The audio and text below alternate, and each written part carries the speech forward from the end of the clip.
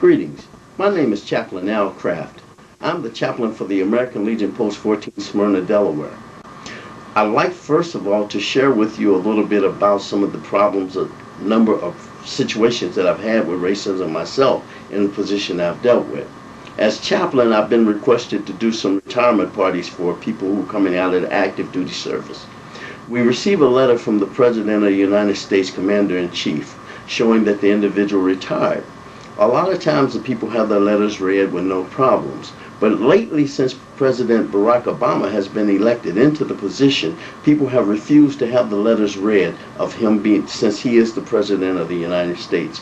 I find this very offensive. I find this very racial in most situations. And many times in the programs, I have found myself leaving early, very early.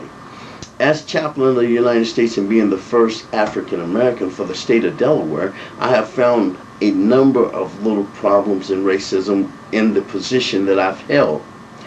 I've been nominated by the individual before who was chaplain for 25 years with the American Legion in Delaware as the state chaplain.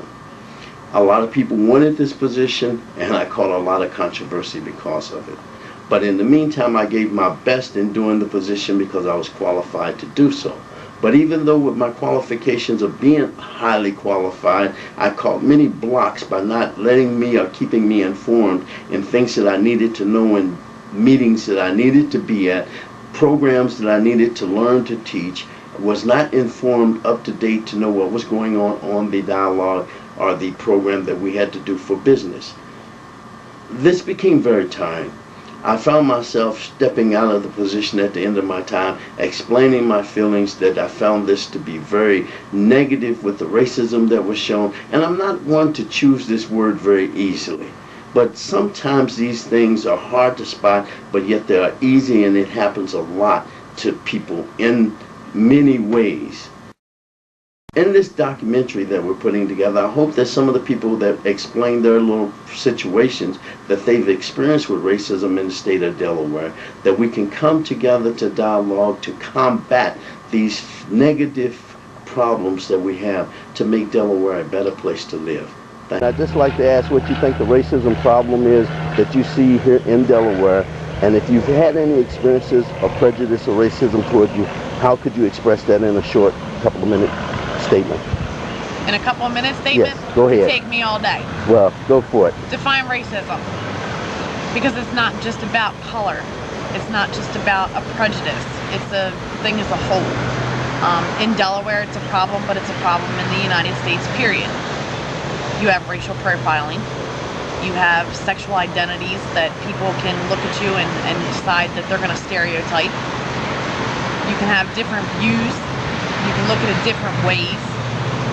One of mine is to look at me. I'm your average white female.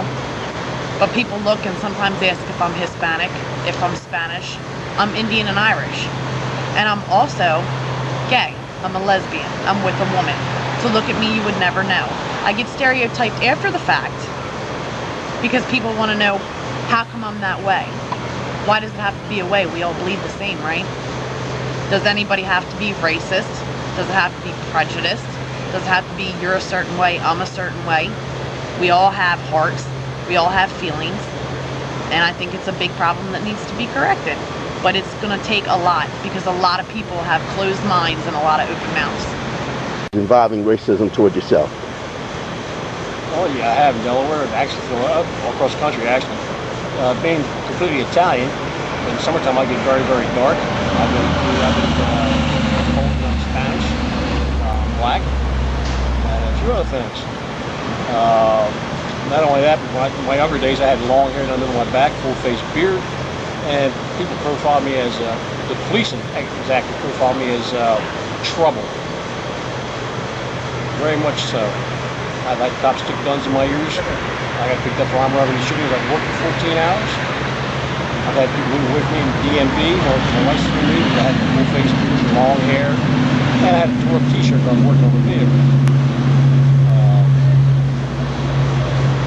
I've been asked to leave bars because with black guys, friends of mine. Sometimes, like I said, I get very, very dark. And they tend to be a redneck bar. But then I'm profiling too now, aren't I? So we actually let the bar before there's trouble. In Delaware, across the country, actually across the whole world, everybody has the same issues.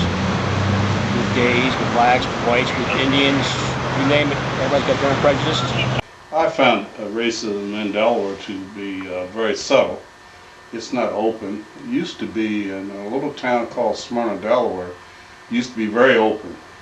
And then as the years have gone by, I know it has been very subtle.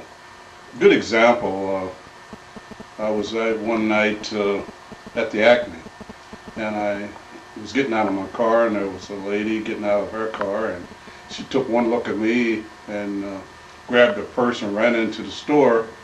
And upon arriving in the store, and I happened to run her down the aisleway, and she recognized who I was and said hi. And I called it the black man in the dark syndrome. And that's what people see. They just can't seem to shake the image of a black man in the dark, no matter who he might be. It could be a very prominent person in daylight, but in the dark, he becomes just an average black man who I should fear.